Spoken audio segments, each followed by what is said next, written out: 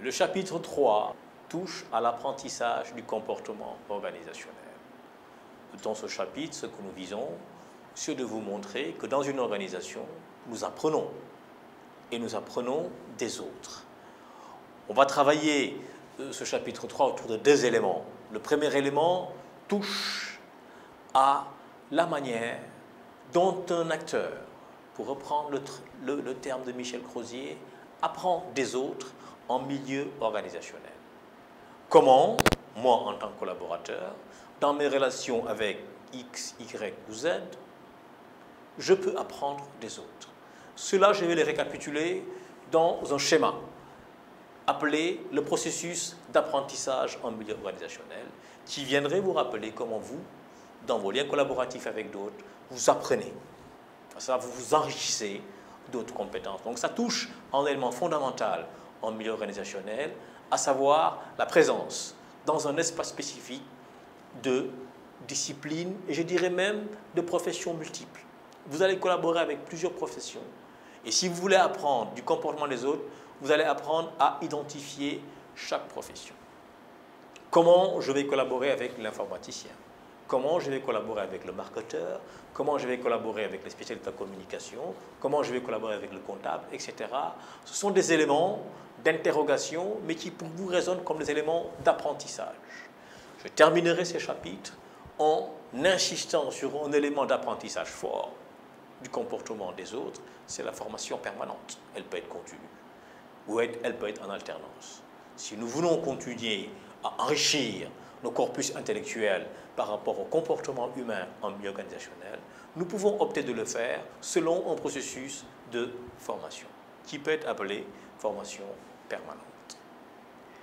Le chapitre 4 du cours relatif à la psychosociologie des organisations et au comportement humain en milieu organisationnel va toucher et concerner de manière particulière à la nature de l'organisation.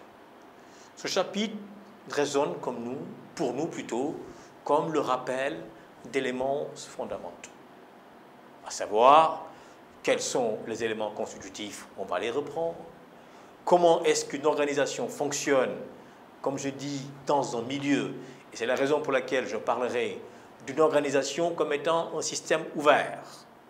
Une organisation est installée quelque part, elle apprend des autres, à savoir elle apprend d'autres structures présentes dans cette organisation. Je terminerai ce chapitre par ce que j'appelle l'organisation et la synergie.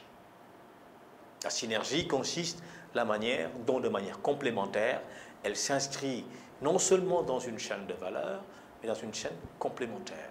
Elle s'enrichit des autres, elle enrichit aussi les autres. Ça veut dire qu'hormis les acteurs, les organisations aussi sont structurées par des comportements spécifiques que l'on peut résumer dans la culture d'entreprise. Nous avons une manière de faire qui pour nous résonne comme une culture et qui quelquefois va à la rencontre d'autres types de comportements organisationnels qui peuvent résonner de manière globale comme étant des cultures.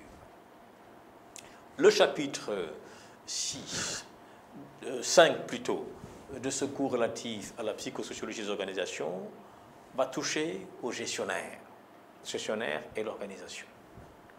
Dans ce chapitre, ce que je voudrais faire, c'est de tenter de faire de vous, puisque nous sommes à l'avant-dernier chapitre de cet enseignement, ce que j'appelle les gestionnaires efficaces. Ça peut paraître un peu provocateur, mais simplement je voudrais vous dire en quoi on pourrait dire que vous êtes efficace ou bien non. Donc nous aurons un premier élément sur le gestionnaire efficace, qui va être un exercice d'application de critères propres à l'efficacité professionnelle. Nous aurons ensuite un deuxième élément qui va toucher à la manière dont on peut renforcer nos aptitudes pour devenir des gestionnaires efficaces. Et je terminerai ce chapitre-là sur des éléments de complément qui vous permettraient de vous enrichir mutuellement pour bien mesurer les progrès qui vous restent à faire dans la mesure où nous avons tous ces progrès à faire dans ce système d'efficacité. Nous allons avoir pendant ce chapitre-là des échanges, un exercice particulier qui est un exercice qui viendrait interroger vos postures et vos postulats. Et donc on le terminera par des conseils et des orientations pour tenter de renforcer votre efficacité. Je terminerai cet enseignement sur une nouvelle approche, je dirais nouvelle, elle est plus contemporaine, hein, sur l'organisation dans son environnement, à savoir comment, dans une organisation, on va positionner un peu ce qu'on appelle aujourd'hui une responsabilité sociale, à savoir le rôle social de l'organisation dans un environnement. L'organisation va se situer dans un environnement, elle va certes y faire des affaires, ça fait partie de ses prérogatives, mais de plus en plus, de manière contemporaine, avec la mouvance actuelle, elle a une responsabilité. À savoir, quand j'ai une responsabilité, elle se doit de contribuer à enrichir. Et quand je dis enrichir, c'est au sens large, l'environnement au sein duquel elle est installée.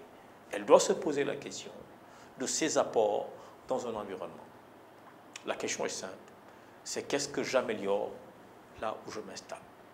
Je peux améliorer des éléments de compétence, je peux améliorer des éléments de lutte contre la pauvreté, je peux améliorer des éléments qui consistent à offrir à certains la possibilité de se scolariser, je peux améliorer l'environnement en offrant à certains la possibilité de se soigner, etc. Ça signifie pour vous, managers, que désormais, vos organisations ont ce qu'on appelle un rôle social. Avant la responsabilité, elles ont un rôle social du simple fait qu'elles sont dans une logique d'employabilité. Elles emploient des acteurs, mais en employant des acteurs, elles doivent contribuer à bonifier l'environnement et l'espace.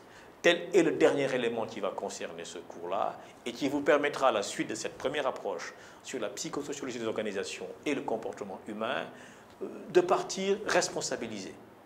En vous disant, certes, nous avons des éléments clés pour mieux administrer, certes, nous avons des éléments clés pour mieux gérer, certes, nous avons des éléments clés pour mieux coordonner, mais nous devons nous comporter comme des structures responsables. Ce n'est pas une leçon que l'on vous donne en vous disant « vous devez être responsable », mais c'est simplement un élément qui viendrait renforcer votre posture et votre position dans des environnements qui quelquefois sont complexes, qui peuvent être difficiles, voire même hostiles. Comment faire en sorte pour relever le défi de la complexité de l'hostilité. Donc la responsabilité sociale à travers le réinvestissement de l'environnement nous paraît être une clé majeure et fondamentale. Chers étudiants, je vous remercie de votre attention pour cette première intervention et vous donne rendez-vous sur la plateforme pour de plus amples échanges. Merci beaucoup.